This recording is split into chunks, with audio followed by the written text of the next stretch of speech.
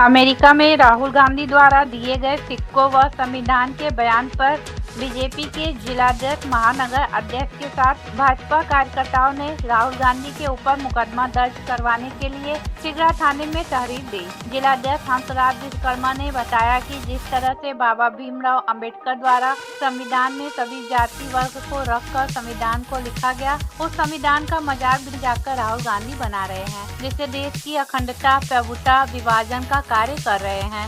वाराणसी से समीर की रिपोर्ट। राहुल गांधी होश में आओ, होश में आओ, होश में आओ। राहुल गांधी मुर्दाबाद।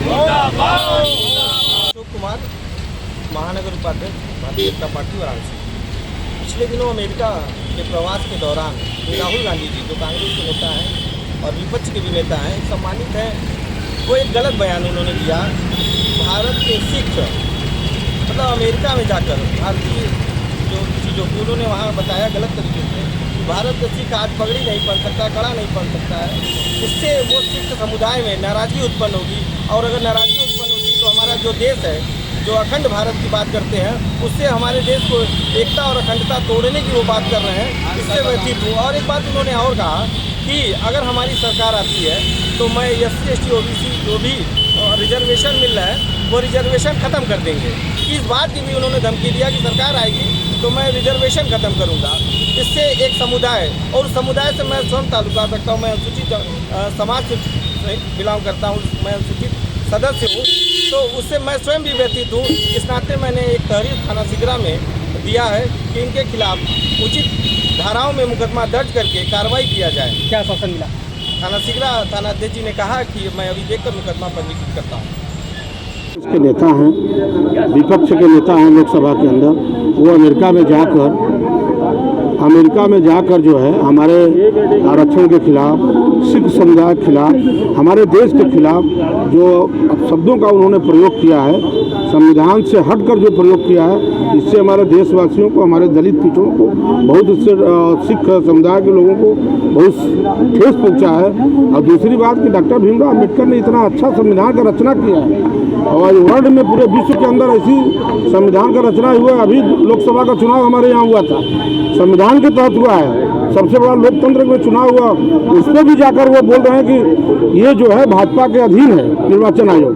तो निश्चित तौर पर विदेशों में जाकर अपने देश की निंदा करना, हमारे घर की निंदाई दूसरे जाकर बताना, ये बहुत निंदनीय है। इसलिए इनका कई बार ये हो चुका है, इसलिए आज जो है हम लोग इनके खिलाफ मुकदमा दर्ज किया।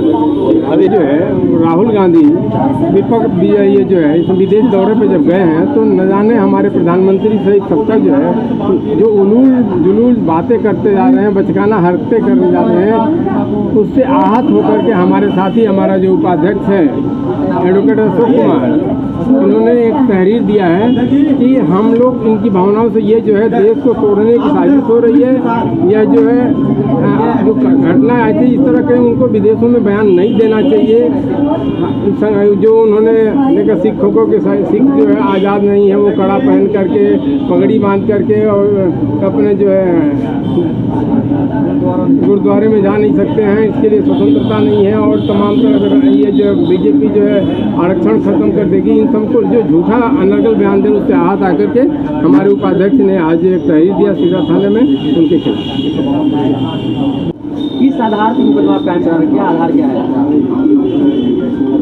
लोकसभा में विपक्ष के नेता माननीय राहुल गांधी जी अमेरिकी दौरे पर जा करके देश को तोड़ने वाला बयान दे रहे हैं, और उनका यह बयान कि सिख समुदाय को गुरुद्वारा जाने में की छूट नहीं है, कड़ा पहनने की छूट नहीं है, पगड़ी बांधने की छूट नहीं है, और वह वहाँ पर हमारे देश में सुरक्षित नहीं है, तथा उन्होंने आरक्षण के संबंध में अनर्गल प्रलाप करके देश को तोड़ने का प्रयास किया है, और यह विध्वंसक बयान है जिससे देश में अराजकता बढ़ सकती है, एक वर्ग विशेष में उद्वेलन पैदा हो सकता है जो देश के विरुद्ध है, और यह राष्ट्रद्रोह की परिभाषा में आता है।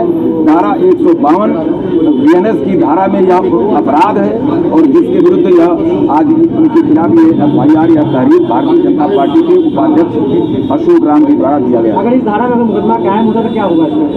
इस धारा में आजीवन कारावास से लेकर के मिनिमम 7 वर्ष तक की सजा हो सकती है उनको, और या उन्होंने जो बयान दिया है वह इस श्रेणी में आता है और हमें विश्वास है कि उनको सजा मिलेगी।